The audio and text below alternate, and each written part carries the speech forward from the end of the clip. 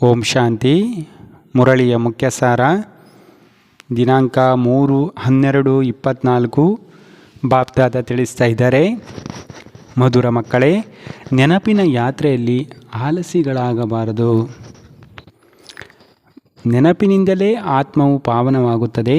ತಂದೆಯು ಎಲ್ಲ ಆತ್ಮಗಳ ಸೇವೆ ಮಾಡಿ ಅವರನ್ನು ಶುದ್ಧ ಮಾಡಲು ಬಂದಿದ್ದಾರೆ. ಬಾಪ್ದಾದ ಪ್ರಶ್ನೆ ಕೇಳ್ತಾ ಇದ್ದಾರೆ, ಯಾವ ಸ್ಮೃತಿಯು ಸದಾ ಇದ್ದಾಗ ಆಹಾರ ಪದಾರ್ಥಗಳು ಶುದ್ಧವಾಗಿ ಬಿಡುತ್ತದೆ?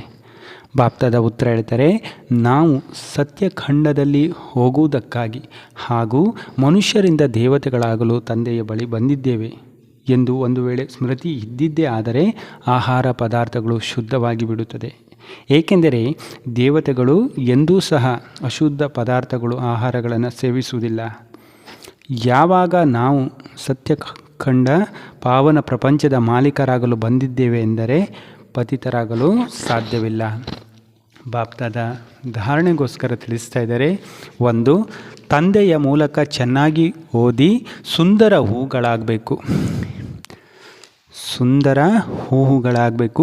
ಈ ಮುಳ್ಳುಗಳ ಕಾಡನ್ನು ಹೂದೋಟವನ್ನಾಗಿ ಮಾಡುವುದರಲ್ಲಿ ತಂದೆಗೆ ಪೂರ್ಣ ಸಹಯೋಗ ನೀಡಬೇಕು.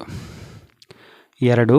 ಕರ್ಮಾತೀತ ಸ್ಥಿತಿಯನ್ನು ಪ್ರಾಪ್ತಿ ಮಾಡಿಕೊಳ್ಳಲು ಹಾಗೂ ಸ್ವರ್ಗದಲ್ಲಿ ಶ್ರೇಷ್ಠ ಪದವಿಯ ಅಧಿಕಾರವನ್ನು ಪ್ರಾಪ್ತಿ ಮಾಡಿಕೊಳ್ಳಲು ನೆನಪಿನ ಯಾತ್ರೆಯಲ್ಲಿ ತತ್ಪರರಾಗಬೇಕು.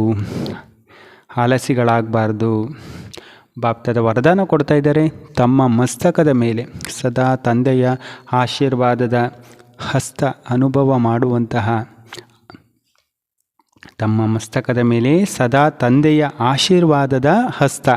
ಅನುಭವ ಮಾಡುವಂತಹ ಮಾಸ್ಟರ್ ವಿಘ್ನ ವಿನಾಶಕರಾಗಿರಿ.